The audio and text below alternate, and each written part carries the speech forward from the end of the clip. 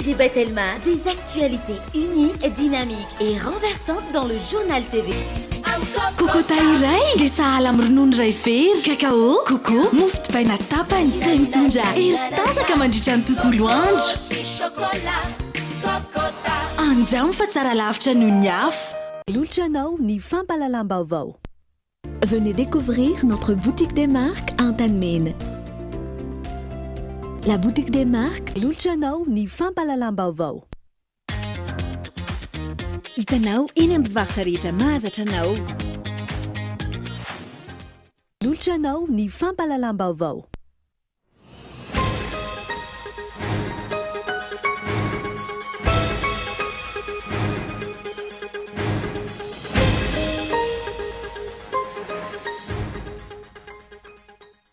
Efa mihoatra ny 3 miliara ariary ny vola lany ny andrajoelona amin'ny fitaterana sy fampiasana haino manjery tao anatin'ny teleonandro nanaovany fampilezan-kevitra raha nitatitra ny Transparency International androany.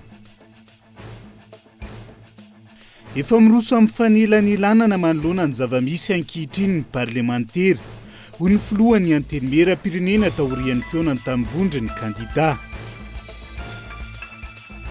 Efa misy ireo mpitsara no samy verindalana ka tsy manaiky ireo fanitsakitsahana ny voalaza ny lalam-pandrenana eo anivon'ny fitsarana avo momba lalam-pandrenana amin'izao fotoana izao hoy ny mpamakafaka fiaina amin'ny pirenena iray. Mitony fitakin'ny mpiasa eo anivon'ny ministera ny fanabeazan'ny pirenena misy aza ny teritery samihafa fotoana izao tokony hijerena ny vahaolana ho an'ireo mpiasa hoy ny sindika. Anvelany miaramila vavy Israelianina 7 taona voatazony hamasitany gazata ao anatin'ny 3 herinandro mahery no vototra amin'izao fotoana izao taorian'ny fidirana an-tsehatra nataon'ny tafika Israelianina ny antsiprian'izay.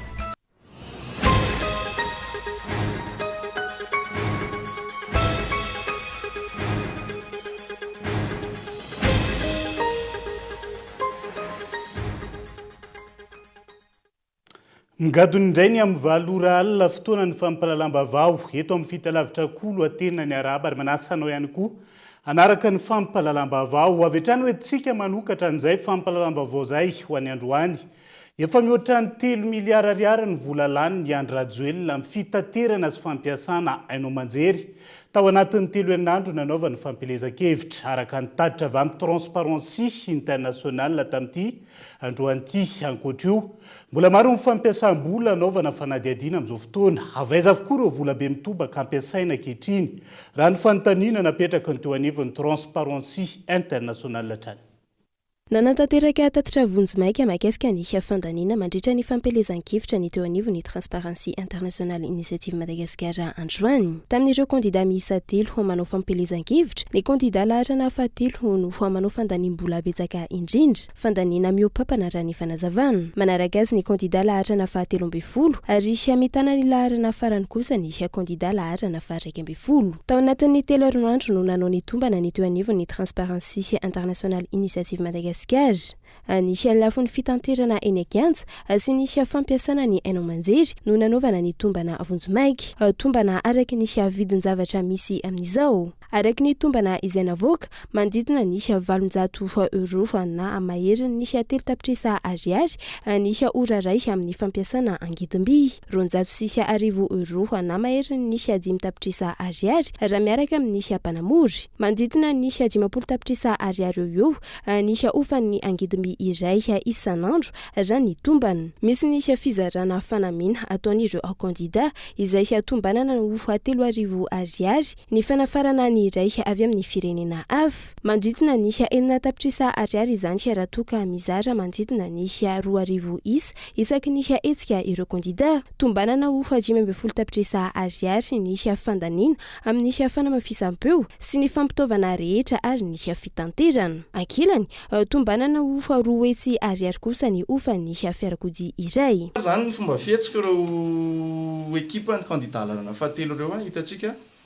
manana helikoptera 3 ny kandida lalana 7, manana fiara manidina anankiray izy eto mihetsika ary farafakely misy fiara ray mitatitra anazy manomboka eo amin'ny serana ny mpiara-manidina hatreo amin'ny toerana tongavany. dia farafaratiny zany misy an'izay fiarakodia zay ietsehany zany. Dia reto moa sary manamarina an'izany ihany koa afaka hitantsika mandeha be amin'ny tambazotra fa ataontsika zany ny tombana. Rehefa natao zany ny tombana tsara manamarika fa ireto tombana reto dia any amin'ny toerana izay nandalovan'ny candidat irery ihany no natao. Zany hoe mety misy hetsika hafa any fa tsisy candidat. Hetsika hafa zany tsy hatrehan'ny candidat fa ireto anaovana tombana ireto dia ireo hetsika misy ny candidat. Dia hitantsika teo le toerana rehetra nazavaina tamintsika teo le toerana nandalovany le candidat zany. Rehefa natao zany ny tombana ity mbola tombana tsy misy mpanakanto, mbola tsy misy artiste. Andao raisitsika ary zany reo toerana reo miainga tao amin'ny akamasoa izy manodididina ny 93 millions d'ariary ny hetsika anankiray. Dia eo ihany koa dia avy eo mitohy arak'izay zany dia ny hetsika anankiray nalaina zany tamin'ny any amin'ny faritany no niezahana natao ampitomboana 400 satria 400 ireo toerana izay nalehan'ny candidat larana fahatelo. Dia hitanareo io le izy reo ambany reo le toerana any amin'ny 2 milliards 300 millions d'ariary any zany le 400 manodididina ny 400 2 milliards 400 millions d'ariary à peu près zany manodididina izay zany ny tombana aloha hatreto ny amin'ny vola lany ny candidat larana fahatelo mbola farafahakeliny. Manampy izany ny fampiasana ny haino manjery izay mampiakatra ho maheriny ny 3 miliara ariary ny vola lany ny candidat larana fahatelo. Maheriny ny 2 miliara ariary kosa ny lany ny candidat larana fahatelo ambin'ny folo hatreto. 80 tapitrisa ariary kosa ny vola lany ny candidat larana faha-raika ambin'ny folo raha ny tatitra vonjimaka hatrany. Notsindriny teo anivon'ny Transparency International Initiative Madagascar fa mbola maro ireo fampiasam-bola tsy vita ny fanadihadiana ary mbola manao izany izy ireo hatramin'izao.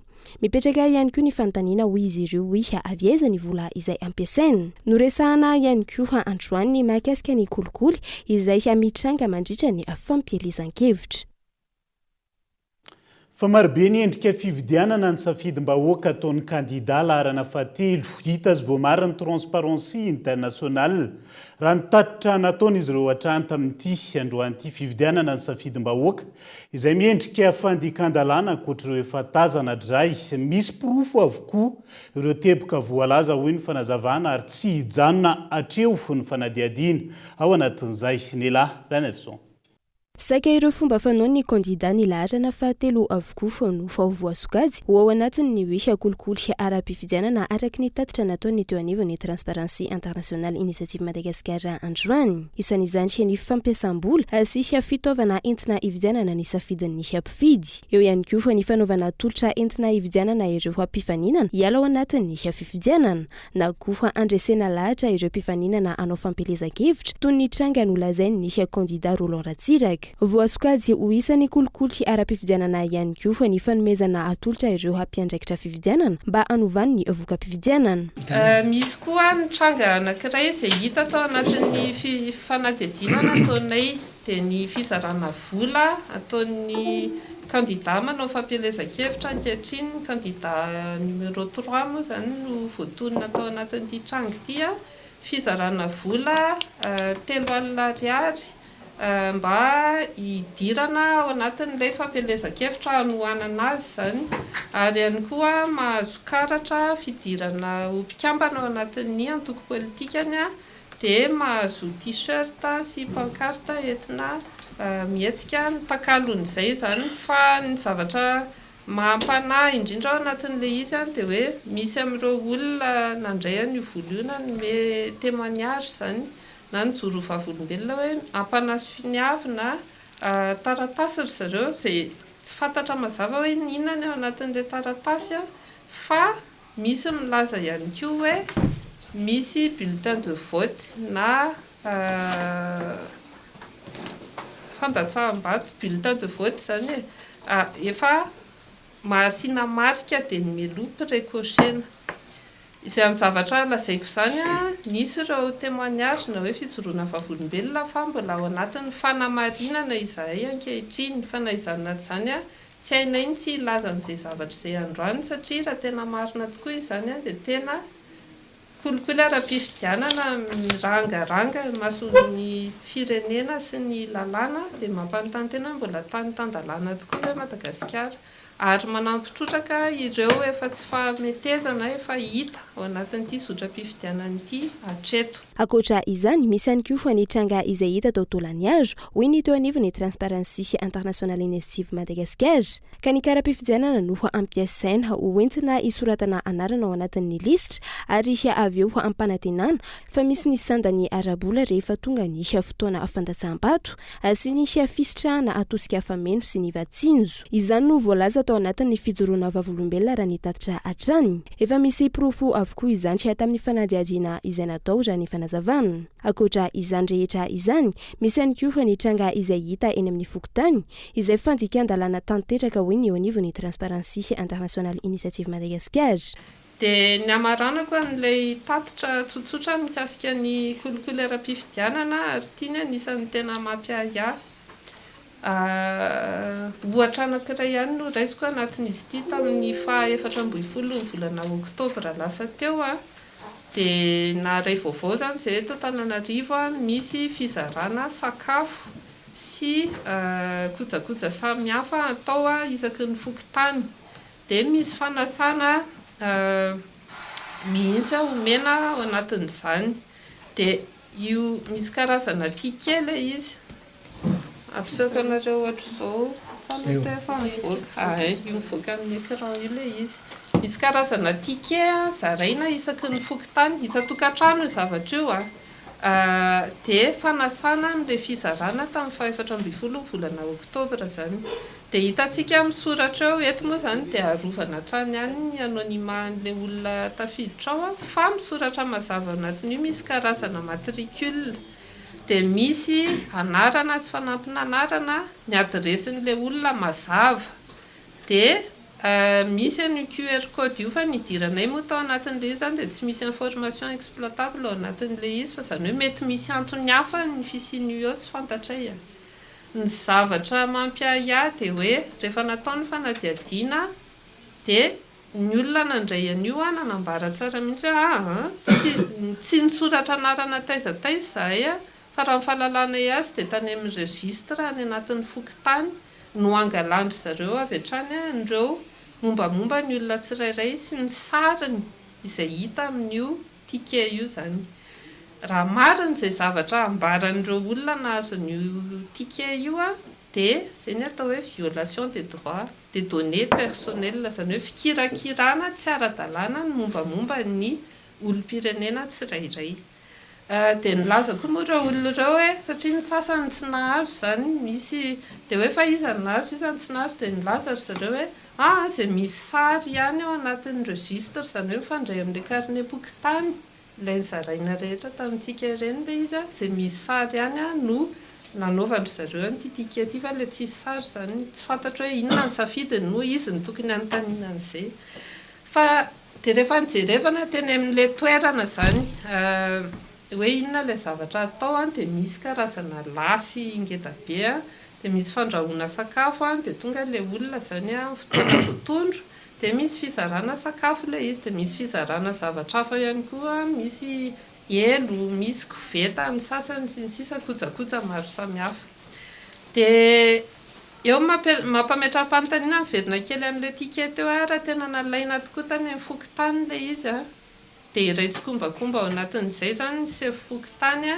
sy ny mpiasa ao amin'ny fokontany zany zavatra izany dia voararan'ny lalàna mazava tsara satria fantatsika hoe tsy azo atao ny mampiasa na fitaovam-panjakana na volam-panjakana na ny olona izay miasa ao anatin'ny fanjakana tafiditra ao anatin'izany ny fokontany mba hanaovana fampielezan-kevitra zany zany dia efa fandikan-dalàna mibaribary. Tsy fantatra hatreto ny loharam-bola ampiasain'ny kandida izay mampametra-panontaniana hatrany hoy ny eo anivon'ny Transparency Internationale Initiative Madagascar. Anjarany antoko sy ny kandida no mampiseho ny loharam-bola sy ny teto-bola ampiasaina mandritra ny fampelezan-kevitra raha ny tokony ho izy nefa tsy misy manao izany hoy ny eo anivon'ny Transparency hatrany. telo herinandro aty aoriana ny sokafany fampelezan-kevitra ireny moa zany ny ampahany amin'ireo karazana trangana kolikoly ara-pifidianana izay natsikafony teo anivony transparency international sahady ho hitantsika miandalana eo ny fivoaran'izay fa ireny aloha zany no hita maso hatreto ankoatran'ireo mbola tsy voaresaka ao anatin'izay.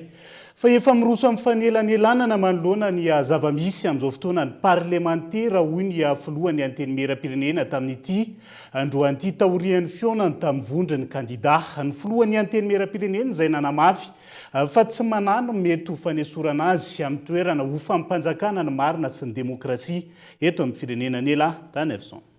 Nanantanteraka fionana teny Tsimbazaza niaraka tamin'ny filohan'ny anteny meram-pirenena androany vondrony kandida naharitra ora ray teo ny fifampiresahana izay hianandaniana ny raharam-pirenena sy ny zava-misy eto amin'ny firenena amin'izao fotoana. Nambatra ny filohan'ny anteny meram-pirenena fa efa miroso amin'ny hiafany manana ny fanelanelanana parlementaire izy ireo amin'izao. Fionana tamin'ireo collectif des candidats izay no fangatahana zany dia mahalapa ny demokrasia ny anteny meram-pirenena ty ihany koa ny varavaran'ny anteny meram-pirenena dia misokatra ho an'ny rehetra tsy akanavaka ary indrindra amin'izao fotoana izao moa zany dia efa hoampanomanana koa any ilay fanelanelanana ataon'ny parlementaire. Madame Présidente, Madame Présidente, tsy matahotra ve ianao azo filohan'ny anteny meram-bolona teo aloha satria miona amin'ilay collectif des candidats fa mety voala amin'ny toeranao indray. Tany mandala demokrasia sy tany tandalana dia inoko fa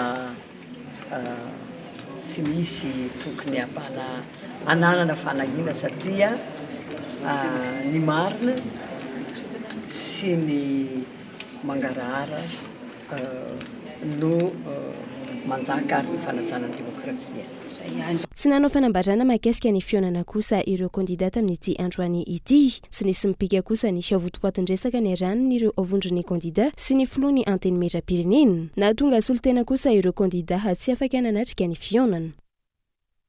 Ho hitantsika eo ny fivoaran'izay fanelanelanana hoentiny parlementaire izay fanelanelanana makaizana hoentiny manoloana ny zava-misy ankehitriny. Faharoa amby telopolo taona ty aoriana ny convention du 31 octobre 1991 miantso ny rehetra andinika lalina sy akalesona amin'ny tantara ny général Ramakavelo Désiré ny tenan'izay ministry ny fiarovany pirenena tamin'izany fotoana nahafahana nisoroka ny fifandonana teo amin'ny samy malagasy io fifanarahany io raha ny fanazavany hoy ny professora Ralson Roger ankilany izay isan'ny mpandray anjara nivory tao amin'ny panorama ihany koa ny 7 hatramin'ny 1 octobre 1977 ny toedra raha-pirenena amin'izao fotoana izay mitovy tamin'ny niseho tamin'ny ovanim-potoana io fonina saina. Tsy mifanalavitra tamin'ny toedra raha nisy teto amin'ny firenena tamin'ny 1977 ny zava-misy ankehitriny hoy ireo mpahay-tantara. 12 taona androany nivoan'ny fifanarahana politika nahatonga ny convention du 31 octobre 1991 tao amin'ny panorama Andrenarivo. Ambony ny adirin'ny fifanoloanana teo amin'ny mpitondra fanjakana sy ny taty amin'ny fanoherana izay nahitana vahoaka maro anisana naradia azy ireo. Efa nisy ny raharaha 10 aogositra 1977 namoizana aina malagasy maro saingy tsy nampiembotra ireo mpitolo na izany. Ny général Ramakavelo Désiré no ministry ny fiarovam-pirenena tamin'izany fotoana nanao fanambarana izy niantso ireo mpisehatra politika mpifanandry na hitady vahaolana raha tsy izay andray andraikitra ny foloalindahy. 13 taona aty aoriana nanaiky ny zaran'ny zava-nisy tamin'izany ny tenany nanoloana ny mpanao gazety ny Kolo TV FM. 13 taona aty aoriana zany hoe tany amin'ny 1979 tao anatin'ny fahasaranana indray ny firenentsika tao anatin'ny zavorovorona dia nandray andraikitra indray ny foloalindahy. Rehefa nandray andraikitra ny foloalindahy ho mpanelanelana ary nahatsapa mihitsy ny mahatangoka ary ny vozona mandary ny tanana azy dia hoe raha misy ny korontana sy ny zavorovory eto amin'ny firenena tsy maintsy aty amintsika foloalindahy sy ny tompona andraikitra rehetra amin'ny filaminam-bahoaka dia ao anatin'izany koa ny polisy no tsy maintsy andray anjara amin'izany zavatra izany na tiana na tsy tiana tsy maintsy fa eo no mipetraka mihitsy ny hoe hipetraka mandary ny tanàna ve tsika sy mandaro ny tanàna ve tsika isiny tena filaminana satria rehefa miteny izany ohatrany hoe mandaro ny tanàna zany de ohatrany hoe misy fahavalo manafika ka io tsy voatery foana fahavalo avy any velany fa ny samy ato anatiny aza karazana aty fa moa de efa karazana ohatrany hoe misy fahavalo am'izay fotoan'izay ary zay ny antony itsoroana hatan'izany no natonga mihitsy ny folohanindana ndray andraiky ta manao hoe aoka tsy ho atao takalonaina ny vahoaka zay mihitsy ny point de presse nataoko fa zany minisitra tamin'izay fotoan'izay aoka tsy ho atao takalonaina ny vahoaka fa raisiny andraikitra reo mpanao politika fa rehefa tsy raisinareo ny andraikitra ho raisinay ny andraikitra rehefa zay ny fanambarana nataonay de nisy orana n'Andriamanitra de tonga de namaly zany antso nataon'ny folohanindasin'ny polisy zany ny fitondram-panjakana sy ny mpanao politika de nanapa-kevitra ivory teto amin'ny hôtel Panorama 20 Octobre maraina zareo teo amin'ny am'raiky amby folo zareo no tonga ny vory tao amin'ny hôtel Panorama tao ny fiarahamonim-pirenena tao ny fiangonana tao ny mpanao politika fa ny maramila tsy tao ary nandritry ny 3 andro zareo ny tao 20 Octobre 3 Octobre raiky amby 3 Octobre tamin'ny 12 no vita ny fifanarahan'ireo olona ny vory tao ary dia ny zavatra nisorana an'Andriamanitra andray de ity hoe anisany fihipetranapetaka de hoe tsy maintsy lajaina ny lalam-panorenana inona dikan'izany ny filoha perinaza tamin'izany fotoana zany zay ny amiral didiratsiraka mipetraka amin'ny toerana saingy mienina ny andraikiny ny etaetany teny amin'ny 13 mai zay nitarehan'ny professeur Zafy Albert de omina valy ny any koa ary natonga nametaka ny hoe haute autorité de l'État zay ny andraikitra apahany betsaka tamin'ny andraikitra ny filoham-pirenena no niraisiny haute autorité de l'État nandemato professeur Zafy Albert ary ny fahatelo de hoe nijanona tamin'ny toerany premier ministre Razanamasy hanomana ny fifidianana zay ho filoham-pirenena zany hoe voaja ny lalam-panorenana voavaly ny etaetany 13 mai ary tafapetraka ihany koa mirafitra zay hoe anao ny fifidianana zay ho filoham-pirenena tsy nisy korontana fa filaminana mandra-pahavita ny fifidianana zay ho filoham-pirenena zany mahatsara ny tantara tsy mba fanadina fotoana ave zany zao ihany koa mety fantany apetraka hoe tokony todika any amin'ireo tandrokarony vozona mandaro ny tanàna reo ihany koa tokony andraina andraikitra isoroana ny mety hoanina hoe fifandonana isiny fifampidinian'ny mpanao politika toy ny tamin'izany fotoana raha ny hevitra ao manokana le izy ny matotsa ivona ny tantary de mba hampieriseritra ny rehetrarehetra ary tena misy fahendrena malagasy tsahivika eto indray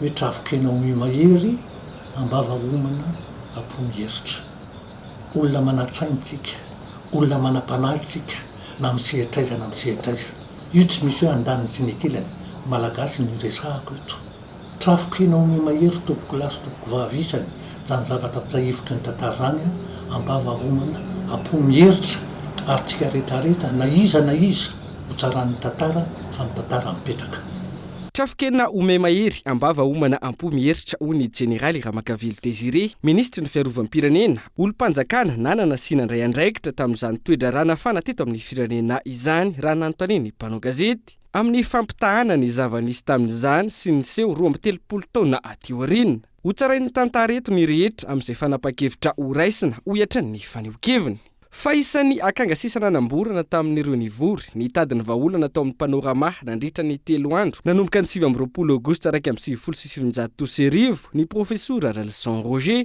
manamafy izay fifanekekezany zavantranga ny alohany 30 Aogositra 1970 sy ny zava-misy ankehitriny izay ny tenany tsy mbola nisy hery na atohitra ny hetsika tolona nataon'ny vahoaka hoy ny nambarany ka tokony ahiakalesona ny rehetra indrindra ireo nampindramina ny fahefana 3 andro zay tany sy 3 alina no andinika tao andeha namoana zany ny convention du 31 octobre zay nametraka moa hoe hatsangana l'autorité de l'État dia ny premier ministre maromaro tsy raisina tamin'izay moa dia tompokila Razanamasy ka raha oharina misy amin'izao fotoana izao zany dia miseho mihitsy le endrika tovy mihitsy le endrika satria le ao amin'ny fitondrana zany dia mihevitra foana fa rehefa operatana ny fitondrana dia tsisy mihitsy zany a anelingelina azy ka lesona tokony raisina zany ny convention 31 octobre reny fa tsy misy afa-tsy ny fionana databatra boribory ihany ny vahaolana fa efa io moa izy io efa antongotra ny fanatetarahan'ny fihetsem-bahoaka ny zavatra takiny dia tsara ihany ny mampatsiaro an'ireo olon'ireo hoe tokony ilandeha zareo anaika hiaraka amin'ny databatra boribory mba tsy siny ny sanatry zany hoe zavatra mampalahelo hitranga eto amin'ny firenentsika eto fa io ne na tiana na tsy tiana mafy ane ny zany rezepa zany fa resin'ny vahoaka ihany izy. Zahay manahy zany fa raha mbola mitoy zao zavatra zao dia tsy maintsy mefara amin'ny fifandonana io ary tadio foana fa tsy maintsy mandresy foana ny vahoaka na tianao na tsy tianao tsy maintsy mandresy ny vahoaka ka zay zany mba teny atao amin'ny zareo milaza fa mitondra firenena zay tsy ara-dalan'ireo mba ho tonga saina izy ary tokony izy ary ny an'olo-tanana voalohany iona amina databatra boribory alohany tsy atahara loatra ny fisehoan-javatra zay tsy ho voafehiny mihitsy na tiana na tsy tiany aoriana kely eo. Mitodika amin'ireo tompona ndraiky mpanjakana nampindramin'ny vahoaka ny fahefana araka izany rehetra androany. Ino ny fanapa-kevitra ho raisin'izy ireo amin'izao toe-java-misy eto amin'ny firenena izao. Andaniny ny vondron'ny kandida sy ireo mpiaradia aminy izay manamafy fa tsy hembotra amin'ny tolona izay ataon'izy ireo saingy tsy mandany fifampitiniana ho tombontsoa ambonin'ny firenena sy ny taranaka any aoriana. Etsy ankilany hatramin'ny androany ny fanjakana sy ny filoha teoloha any Rajoelina manakatom-baravarana tanteraka ary efa nametrapetraka ary moa tamin'ny fampiantsoana nataon'ny ray aman-dreny am-panahy avy amin'ny FFKM. Ny etsika fotsy ny sabotsy teo izay efa niantso ny fandraisana andraikitra ny folo alin-da malagasy tandroka aro ny vozina manda aro ny tanàna andrainy andraikiny ka andrasana io ato anatin'ny andro avy. 23 taona lasa izay ny ministry ny fiarovam-pirenena tamin'izany nandray ny andraikitra ho tombontsoa ambonin'ny firenena. Andrasana izay ho ataon'ny ministry ny fiarovam-pirenena ankehitriny. Ny fanapa-kevitra ho raisina izay ho tsarain'ny tantara araka ny faneho-kevitra ireto ray aman-dreny ireto. Jeneraly Solobe ny aina ary nahafantatra ny mazava-dehibe sy ny lanjany zany fifampitiniana amina kion-dalana. Tolalovany firenena amin'izao fotoan'izao ireny na rahantsika ireny ary mbola mitondra ny hafany amin'ny hoe trafikena ome mahery tokoa ambava homana po mieritreritra ho anatin'izay. Fa ho fanohanana ny vondry ny kandida izay mitaky ny fampanajana ny lalàna ny fividiana madio sy mangarahara ary eken'ny rehetra nyroso tamin'ny hetsika am-pilaminana ihany koa ny mponina tao Alatsinainy Bakaro distrika Andramasina. Tsy ekena ho izy ireo ny irosona amin'ny fividianana izay feno fitaka sy alabato. Ka eton Andriatsilavo.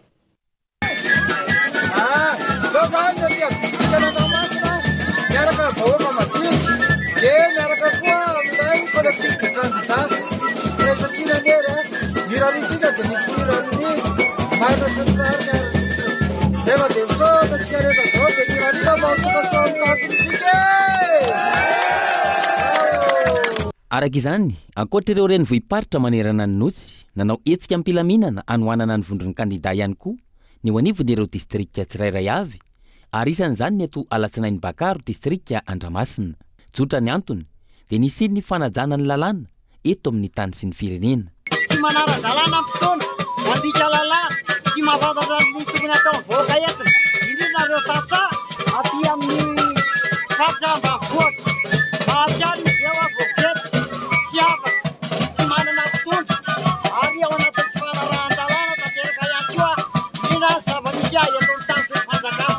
Dia raha mahita amin'izao vanim-potoana izao fa mbola misy mitady anao ampiletra ihany ny fividianana. Nefa fividianana izay tanterahana dia tsy mifanaraka velively amin'ny lalàm-pamorenana lalàna velona hitondrana ny tany sy ny firenena.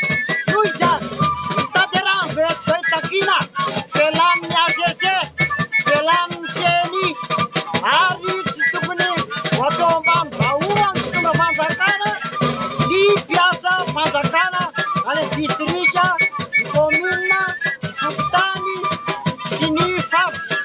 Nanamafy ihany koa ireto mponina Andramasina ireto fa tsy ekena ny famitana vahoaka ataon'ny mpitondra fanjakana sy ny fisian'ny alabato. Ny mponina any an-toerana izay iara-ny fitaka sy mifampanantenana ihany koa ividianana ny safidiny. Zavatra voamarika ty de zao no hoe niraisina ny carte électorale ary ao anatin'ny fanasana le carte électorale de asiana manao sinia ny vahoaka mandray aniny.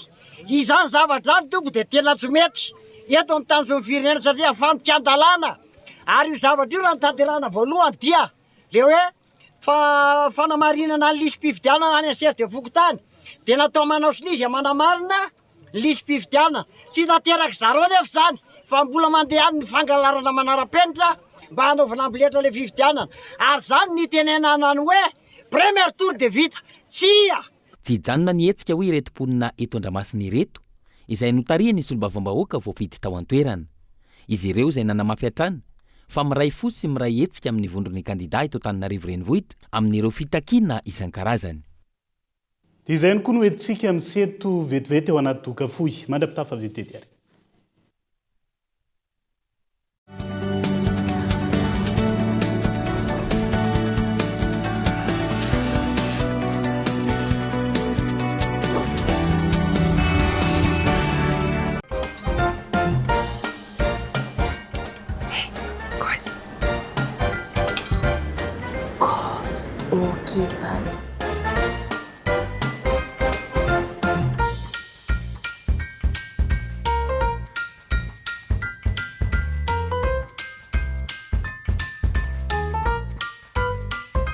Vaovao be vidio amin'ny amin'ny vola ihany tolotra amikaiky amin'ny vidiny 4000 ariary. Misy appel 10 minitra sy 1 giga internet. Tindreo ny dièse 111 étoile 1 dièse.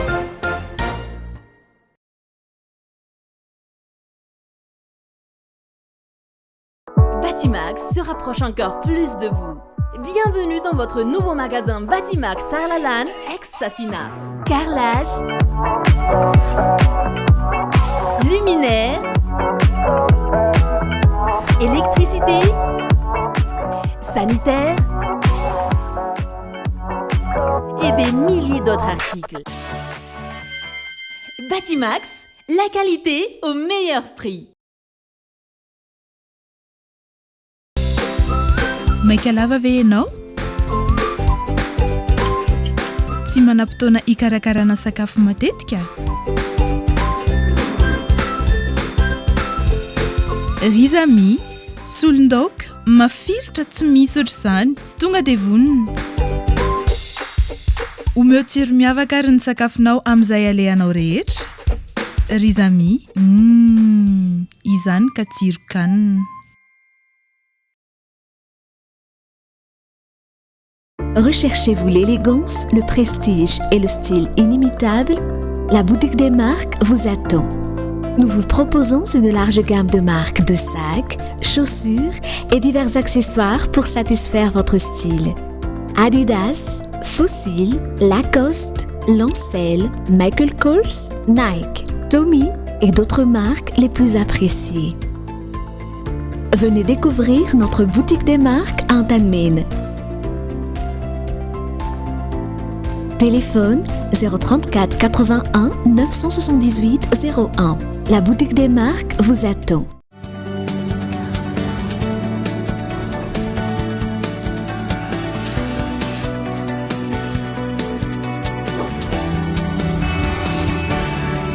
Mamerina ny arabatra ny tombo kilasy tongovavy tonga soa indray atao anatin'ny tapany faharoa amin'ny fampahalalam-baovao amin'ity ala ity.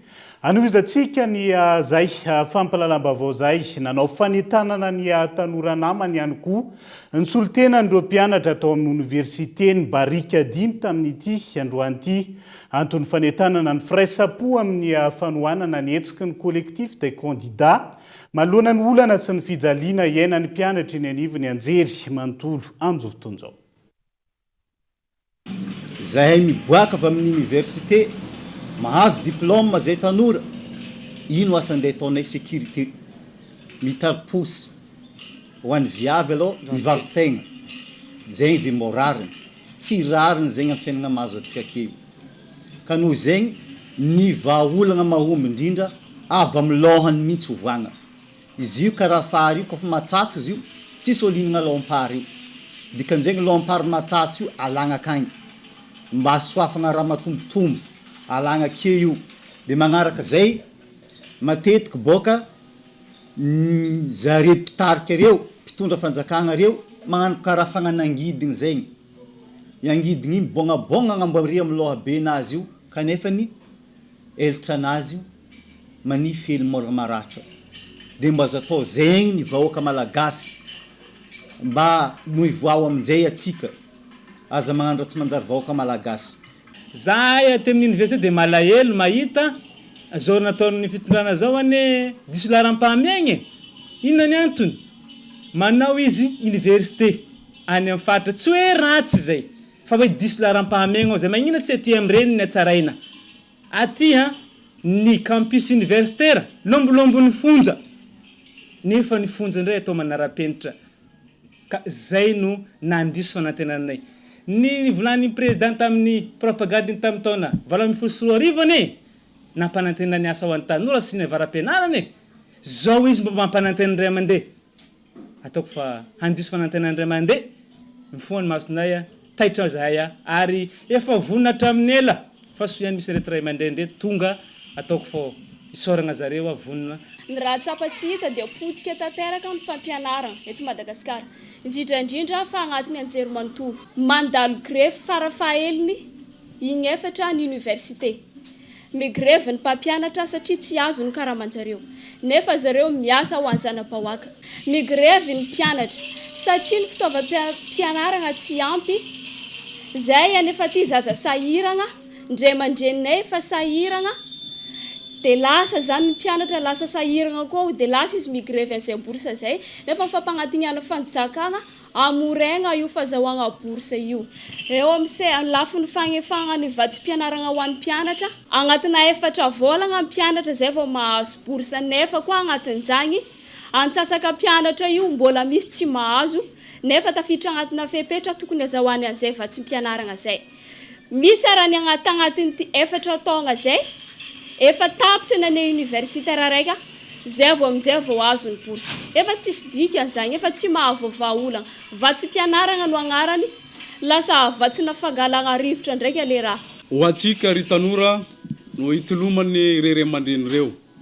azy manao antobavy tahintomagna zany atsika tanora ny ray aman-dreny manao ny aigntso zavatra anao zay atsara atsika fa atsika ndray misitrisitrika agny ambadika agny sahia atsika tanora vonona atsika tanora agnampy ny ray aman-drenitsika reo fa efa nilazaigna te fa hoe zao fianarana ataon'ny mpianatra aty amin'ny anjery manontolo zao tsy ho isy dikany tsony satria tsy omeny ny mpitondra am'izao hatony sy asina ny université magneran'ny Madagasikara ka entanina atsika tsy ny vahoaka ny Tomasina ihany ary tsy ny mpianatra ao anatin'ny université de Tomasina ihany no entanina fa atsika tanora rehetrarehetra ny mpianatra rehetrarehetra magneran'ny Madagasikara saijoro fa hoan'ny no avintsika hoan'ny taranaka atsika no hantoka ataontsika am'izao ankehitriny zao raha tsy mientagna atsika raha tsy resy lahatra atsika fa hiaranova dia hopotika no avintsika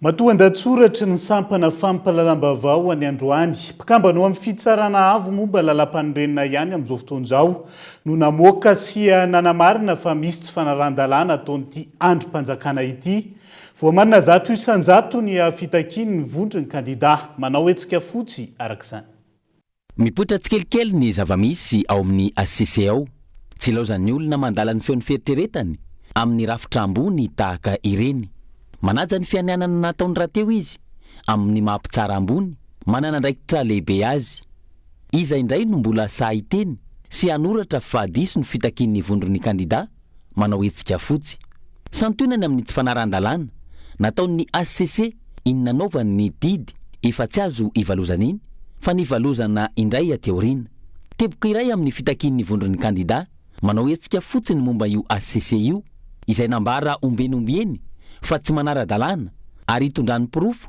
fa tsy azo iodivirana azo antoka fa ivoaka daholy ary mety atao lisitra mazava ny tsy fanarahan-dalàna rehetra nataon'ny ACC eo pelatana ny vondron'ny kandida izany tsara raha izy ireo mihitsy no hitanisa azy anamafisana ny fahamarinan'izao tolona hitakina sy ampanjariana ny marina izao rary ny raha miha-matevina isan'andro ny olona manampy ireto mpanohitra manao etsika eto Antananarivo ireto. Andrasana ihany koa no mety ho fahatsapahatena ny mpikavana sasantsasany ao amin'ny seni ka ho sahy ijoro sy hanambanany marina tahaka ilay filoha lefitra teo aloha. Mbola namarina ny etsiky ny mpanohitra ihany koa izay raha tena miaino ny feon'ny fieritreretany ireo ao amin'ny seni ireo. Anatin'ny kinendry amin'ny fitakin'ny vondron'ny kandida manao etsika fotsy ihany koa indrindra ny governemanta. Tena manampy andrajoelona amin'ny filatsahako fidiany ho governemanta ankehitriny io. Tsy azo inoana velively ny hoe isy mpikambanao amoaka ny marina ary sahy ilaza fa tsy araka ny tokony ho izy ny fisen'io governemanta io sy ny ratsa mangaika rehetra mifamatotra aminy hatrany amin'ny fokotany. Tamin'ny taona 2024 anefa ain'ireo mpitondra ankehitriny ireo mihitsy no miventsy teny amin'ny kianjan'ny 13 Mey fa mila governemanta tsy mitanila na neutre hikarakara ny fifidianana. Izao ventesin'ny mpanohitra ary ho tsahivina aminy eo amin'ny kianjan'ny 13 Mey izany fitakiana governemanta neutre na tsy mitanila izany. Sady marina sy rariny zany mba ho amin'ny fahadiovan'ny fifidianana. Ireo raha teo efa nitaky izany fony tsy teo amin'ny fitondrana araka ny voalaza tetsy aloha. Tsy nanaka anazy ny mpitany filaminana raha nitaky governemanta tsy mitanila izy ireo. Azo antoka fa hitazona izay fomba fiasa sy fomba fijery zay ny mpitany filaminana ka amela aradrariny izany fitakiana madio izany. Mitovy raha teo ny fototry ny fitakiana iroso hatramin'ny farany ny mpanohitra ary manampy tosika azy ireo ny fahafantarany maro ny marina sy ny fototry ny fitakiana. Ampelatanan'ny mpanohitra ilay atao hoe légitimité. Efa misy araka izany ireo mpitsara no samy verin-dalana ka tsy manaiky ireo fanitsakitsahana ny voalaza ny lalam-pandrenana. Eo anivon'ny fitsarana avo momba lalam-pandrenana amin'izao fotoana izao, hoy ny mpamakafaka fiainam-pirenena Serge Zafimahova tamin'ity androany ity. Maro ny fandikan-dalana misy eto amin'ny firenena ka tsy tia ho tratra farany sy ho tompon'antoka amin'ny fanimbana ny fiainam-pirenena izy ireo. Henri Florian.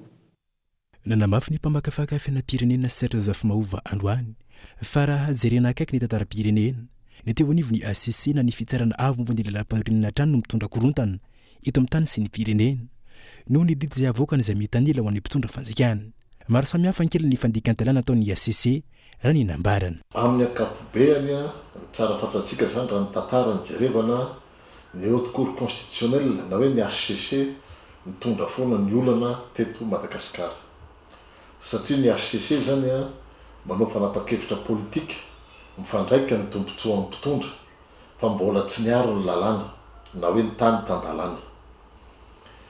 Ankehitriny zany misy mpikambana amin'ny HCC tsy nanao sini ary nilaza mazava fa le fanapa-kevitra fa 7 farany teo zay fanapa-kevitry ny HCC zany hoe tsy manara-dalàna ozy. Zany hoe efa nanao sini zany izy fanapa-kevitry ny HCC tsy manaraka ny lalàna fa everiko zany fa hoe fahatongavan-tsaina ihany na tiana na tsy tiana ny tsy fanaovana soni fa ny tsy ny soniaviny fotsiny zany dia décision ray le 7 zay milaza hoe chef d'état par intérim mikarakara ny resaka défense et sécurité ny filohan'ny HCC ny filohan'ny Sénat zay efa tsy ara-dalàna dia hoe mifanaraka ao izy ny premier ministre fa nga izy ty fifanarahana samy mpinamana sao ao resaka tany tandalàna ny resahany zany hoe tsy misy mitombona mihitsy zany zao ny Sénat zany tsy mitombona amin'izao fotoana zao tsika miresaka sao zany ohatran'izao zany ho anahy fomba fijeriko an'le izy ny Sénat noho ny fanapa-kevitry ny HCC samihafa aloha ny HCC zany aloha tsy mitombona voalohany, ny CNI tsy mitombona, gouvernementa tsy mitombona ary ny Sénat tsy mitombona. Ny institution mitombona zany sisa hoe raha araky ny lalam-pandrenana jerevantsika dia ny antemera-pirenena. Tsy isy fifidianana vanina eto amin'ny tany sy ny firenena manoloana ny fiandanin'ny ireo rafitra maro samihafa izay mikarakara ny fifidianana raha ny ambarany ka tsy misy afa-tsy ny accord politika no vahaolana hamahana ny olana misy ankehitriny. Tsika zany zao Madagasikara zany zao natsoina hoe république bananière na hoe fanjakany baro. Zay zany zao misy eto Madagasikara fanjakany baro. Le fanjakany baro mampiasa hery. Le mampiasa hery zay mametraka olana amin'izao fotoana zao eto amin'ny firenena. Zay zany zao fipetraky le izy hoe amin'ny ankapobeny. raha ataontsika mandeha ny fividianana totofaso ny ACCCCNI iny tsy crédible ary ny gouvernement te zany hoe reo efa fantatra fa olona miandany gouvernement ta miandany ny haute cour constitutionnelle miandany ny CNI miandany fividianana fotaka ane zany no isy eto Madagasikara zay hitondra korotana eto amin'ny tany sy ny fanjakana tsy feno mihitsy zany ny fepetra izy sy nataontsika hoe tany milamina zany ankehitriny ka io tokana ihany ny lalana de fidirana anatina accord politique zay ihany ny lalana ivelan'izay de hitondra korotana eto amin'ny tany sy ny fanjakana zany ny fanapa-kevitra rehetra sy ho raisiny. Ny fanitsakitsahana ny voalazan'ny lalàna no miteraka korotana amin'izao fotoana izao raha ny fanazavana trany ka tokony iverin-dalana hampiatra ny tena voalazan'ny lalàna ireo mpikambana mandrafitra ny ACC na ny fitsarana avo momba ny lalam-panorenana. Lafomba vao hafa vetivety ho fankalazana ny andro maneran-tany ho an'ny tahiry nanatanteraka hetsika lehibe ho fanamarian'izany ny SMEC na Société Malagasy Mutualiste d'Épargne de Crédit tamin'ity androany SMEC izay efa miroso amin'ny fanaovana tahiry ihany koa fa tsy mijanona fotsiny amin'ny fampindramam-bola amin'izao fotoan'izao Gaëtan Andriatsilava. Ny tahiry no antoky ny ho avy, ny tahiry tsara tantana antoky ny ho avy milamina. Io ny lohahevitra voizy ny SMEC na ny Société Malagasy Mutualiste d'Épargne de Crédit izay niroso tamin'ny hetsika lehibe ho fankalazana ny andro maneran-tany ho an'ny tahiry androany. Mahazo tombotsoa amin'ireo tolotra tahiry eo amin'ny SMEC avokoa manomboka amin'ny zaza voateraka hatrany amin'ireo misotro ronono. Misy ny tahiry ho an'ny ankizy, tahiry ho an'ny tetikasa ary ny tsinjo fahanterana. Ankoatra ny zanabolona 7 isan-jato, mahazo fehinara-pahasalamana 7 isan-jato ihany koa ny mpikambana ao aminy. Noho izay resaka tahiry izay dia ny SMEC dia manana tolotra maro ahafahana misitraka an'izay tolotra tahiry izay. Eny, fa hatrany amin'ny kely indrindra na hatrany amin'ny efa lehibe. Dia misy an'izay tolotra tahiry izay daholo atao SMEC zany hoe misitraka an'izay tahiry izay avokoa. Zao etsiko zao ihany koa dia entana ihany koa hiantsona ireo orinasa sy mpiara-mombina antoka maro mba hisitraka ihany koa ny tahiry eto anivon'ny SMEC satria tsy ny olon-tsotra ihany no misitraka izany tahiry izany fa na ny orinasa ihany koa arany dia afaka manao ny tahiry ary misy ihany koa ny tolotra miavaka ho an'ny orinasa amin'izay tahiry izay eto anivon'ny SMEC. Zava-dehibe araka izany ny fanaovana tahiry ahafahana manatsara ny ho avy. Ny SMEC izay tsy mijanona amin'ny fampindramam-bola ihany fa efa miroso ihany koa amin'ny fanaovana tahiry ho an'ireo mpanjifa. Dia ny ao anatin'ny rehetra dia hoe mindram-bola. Nefa tsy mindram-bola ihany ny microfinance fa misy ny fanaovana tahiry. Mafimafy ny fandresan-dahatra satria isika malagasy dia tena any amin'izay fametraham-bola izay fanaizana zany arany. Misy ny mametraka vola amin'ny microfinance. Ny eto amin'ny SMEC zao dia any amin'ny 112 milliards ariary ny petra-bola eto anivon'ny SMEC amin'izao fotoana izao ary mitana amin'ny laharana voalohany ny SMEC amin'ny tahiry araky ny nambarany avy amin'ny PMF teo. Dia naizana zany arany mbola mandrisika foana izahay ho an'ireo olona ireo hoe tongava manao épargne, tongava manao tahiry aty amin'ny SMEC.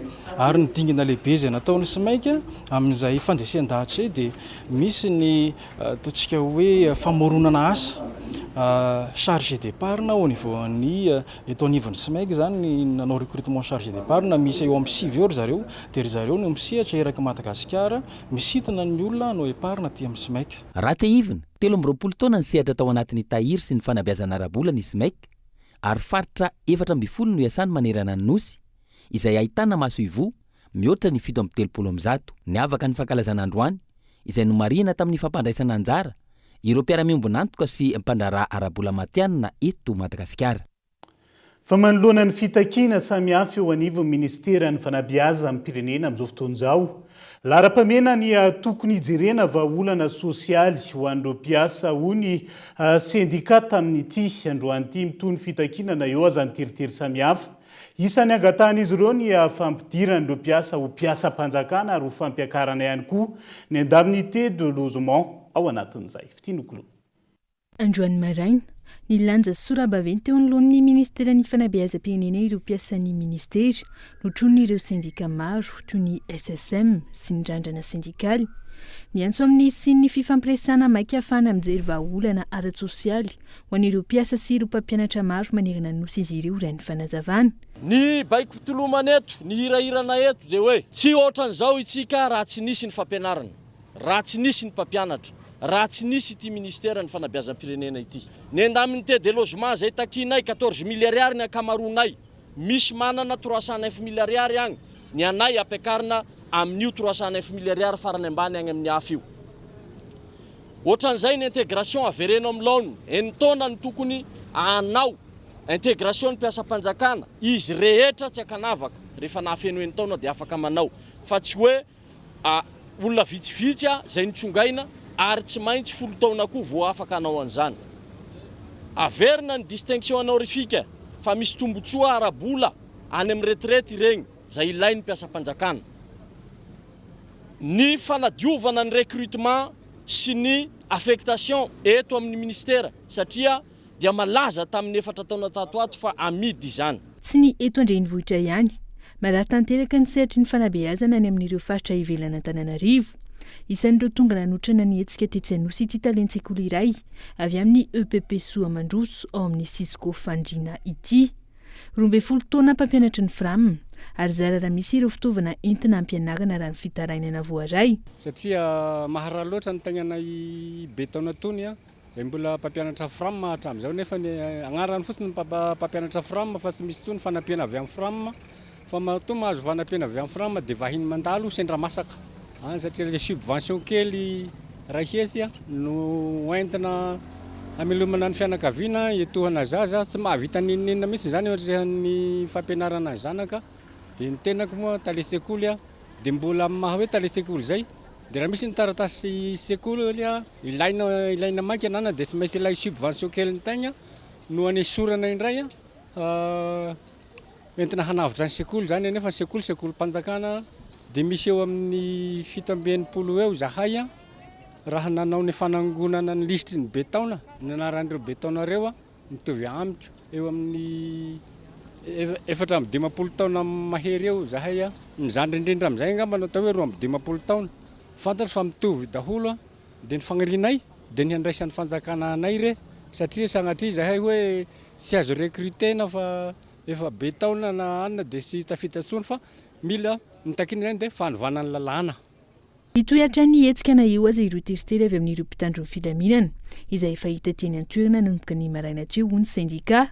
Ho amin'ny androany tsy afaka niditra tao anatin'ny ministera ireo mpanao fihetsiketsehana ary noravaina izy andala avy hatrany ny fivorivorina nataon'ireo mpiasa. Iverenantsika vetivety ny tontolon'ny politika nanamafy ny filoha nasionaly ny antoko RTM manandro Fondation Total de Madagascar androany fa hery velona roa lehibe samihafa no misy eto amin'ny firenena amin'izao fotoana ka ina hiteraka krizy ara-politika indray fa olana ny firosoana andatabatra boribory hijerena ny olana misy ho famana azy ankehitriny mazava ihany koa ny voalaza ny 9/2 amin'ny lalàna mifeny fizakana ny zom-pirenena malagasy. Tsy manara-dalàna ny fahafahan'ny président Ratsuela milatsaka satria araky ny voalazan'ny article 42 amin'ny constitution dia tokony ho very tanteraka ny maha-malagasy azy ka tsy tokony hilatsaka izy. Nefa moa ny kiny ACC ny filatsahana dia eo zany ny atao hoe crise eto amin'ity firenena ity satria misy efitra roa ngeza be izay mifanohitra ary izay nisy voronay RTM amin'izao fotoana izao hoe maninona moa raha mifampiresaka ny lalàna dia natao andrindrana ny fiarahamonina fa raha ny lalàna indray no hiteraka atao hoe korontana sy ady an-trano dia izay ny ilana ny fifampiresana ka izay ny antsona indrehetra hoe maninona raha mifampiresaka andatabatra boribory. Efa misy moa zany ny sosokevitra efa nataonay an-tsoratra mba ahafahan'ny rehetra mifampidinika zany atao hoe hevitra bazy zany iny mety ny rehetra ho dinihana dia anasana ny rehetra mba hifampiresaka. lafomba vao hafa nandray anjara tamin'ny fionany firenena afrikanina misy ireo foko mbola mandala ny fomban-draza ny Madagasikara. Itsy vaora izay mbola miaina sy mivelona amin'ny fomba mike any amin'ny faritra atsimo nosy no solontenan'ny Madagasikara. Tamin'ity fionany izay notanterahana tany Namibia ity, sambany teo amin'ny tantaran'ny Madagasikara no nisy sehatra iraisam-pirenena nandraisan'ireo mike anjara. Mariko izao fankatoavany vahiny reto mike ireto ka anairana ihany koa ireto tompona ndraiky mpanjakana malagasy hijery manokana azy ireo, indrindra manoloana ireo ambana maro samihafa mandindona amin'izao fotoana izao. Fanampanazavana. Raha miteny vazaha izany dia hoe congrès des peuples autochtones et des communautés locales. Ny mike dia anisan'ny voasokajy peuple autochtone eto Madagascar. Congrès des peuples autochtones pour la conservation. Zay aloha le izy nandritry ny 3 andro dia le zavatra natao tany natao fakafantatra daholo aloha zay peuple autochtone zay communauté locale eraky ny Afrika dia tafiditra ao anatin'izay zany i Madagasikara. Karazana alliance le izy hoe misy inavy ny point commun entre an'ireo peuple autochtone ireo ohatra zay hoe fanilikiliany manjoany zareo zay, tsy ny manjoany mike ihany. Tanjo zay malala fa tsy ny mike ihany atao an'izay fa be da be ireo peuple autochtone ireo vao ilikiliky ao amin'ny firenena misy anazy. Dia hiady an'izay hoe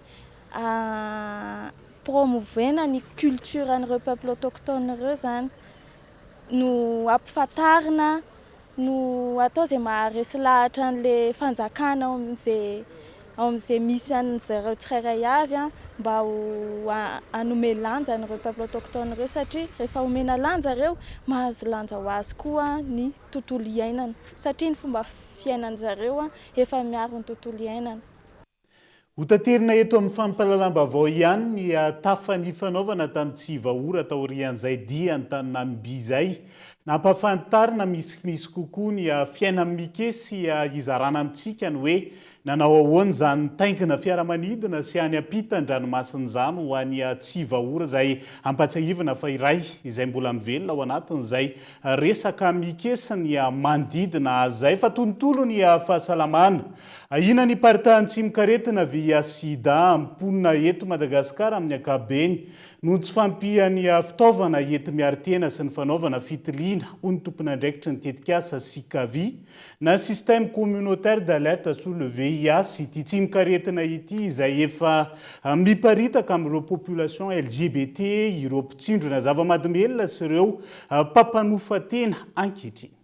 Efa miparitaka manerana ny Madagasikara amin'izao fotoana ny tsimikaretina VIH sida. Rafatra vitsivitsy no nahitany izany teo aloha ny tompon'andraikitra eo anivon'ny tetikasa sikavi na système communautaire d'alerte sur le VIH. Mitana ny laharana voalohany amin'ny fitondrany ity tsimikaretina ity ireo population LGBT na ireo lehilahy manao firaisana ranofo amin'ny lehilahy, ireo mpitsindrona zava-mahadomelona amin'ny seringy, fa ihany koa ireo professionnel du sexe na ireo mpampanofantena. Ahina hitatra sy hiparitaka amin'ny mponina rehetra amin'ny ankapobeny io tsimikaretina io raha tsy misy ny fandraisana andraikitra ho iatran'ny eo anivon'ny tetikasa sikavi. Maton'ny ny action zany accès amin'ireo population zay le mahatonga hoe plus exposé, reo zany tena exposé indrindra dia anisan'ny amboniny zany aloha ny tahan'ny VIH eo anivon'ireo olona ireo. Fa raha ataontsika hoe alefantsika isaky ny filaharana dia ireo MSM na lehilahy manao firaisana ranofo amin'ny lehilahy ambony manarakarak'izay ny mpitsindrona zava-mahadomelona amin'ny alalan'ny tsindrona ary ihany koa ao anatin'izay fanitelony zany ny mpampanofantena na professionnel de sexe. Dia nefany tiany mariana raha plus exposé anisan'ny lalana anankiray partant VIH ireo vers ny population générale ka tsy ratsy voafefy partant VIH eo anivon'ireo population ireo mazava ho azy dia miparitaka aty amin'ny population générale zay efa mitondra makany amin'izay moa zany tendance ny situation eto Madagasikara. Hatreto mbola lavitrezaka ny ady atao amin'ity fiparitany tsimikaretina VIH sida ity eto Madagasikara no ny fahabagan'ny fitaovana ety miatrika izany. Ny famatsim-bola azon'ny Madagasikara avy amin'ny Fonds mondial iadina amin'ny fiparitany tsimikaretina VIH sida izay tsy hivina fa miamidina ambany hatrany amin'izao fotoana raha ny fanazavana. ny olana ataoko hoe ny olana izay mipetraka moa zany tamin'ny ty période ty a dia mbola mipetraka foana ihany tsy fampin'ny fitaovana entina miasa tafiditra ao anaty za satria raha antsika malala fa mora anderan'ny tsy mikaretina nanaovana ny asa eo zany ny moyen de prévention mbola tsy ampy zany fisitrahan'ireo olo ireo a ny fitaovana entina iarovan-tena tafiditra ao anatin'izany ny fimailo a tafiditra ao anatin'izany ihany koa ny fitaovana amina tsindrona ho an'ireo le mpampiasa zava-mahadomela amin'ny alalan'ny tsindrona dia anisan'ny olana zany zay ary ny olana anankiray ihany koa dia tsy fampin'ny intrant de dépistage zany hoe le fanaovana fitiliana satria zay anisan'ny lakile voalohany indrindra farafarana voalohany indrindra entina raha tena te hoe hiatrika izay ady amin'ny VIH sida zay isika. Mariana, miha-tanora trany tsy mifidy salatona amin'izao fotoana ny olona voan'ity tsy mikaretina VIH sida ity eto an-toerana tokony hitandry tena trana araka izany ny tsirairay indrindra fa ireo olona voakasiky ny tsy mikaretina ho fiarovana ny hafa. Maresaka iresan'ny pirenena vetivety telo herinandro mahery tahoriany fiatomboany ady teo amin'ny Israel tsy Hamas. Fototra ny takalonaina Israelianina fandiminy amin'izao fotoana izao miaramila vavy 7 taona izy ity izay voatazany Hamas tany Gaza nanomboka ny fafito ny volana Octobre lasa teo. Angajy vina hitana ny famitsorana azy ny fanafihana tanety nataon'ny tafika Israelianina tany. Antoerana dia izay ihany koa no entsika manakatona ny fampahalalam-baovao anty hala ity n'aiza misy anao ankasitrahana ny fanarahanao ny fampahalalam-baovao hatramin'ny farany mandrapitafa ho amin'ny raha-pitondray tompo-klasy tonga vavelo matoko.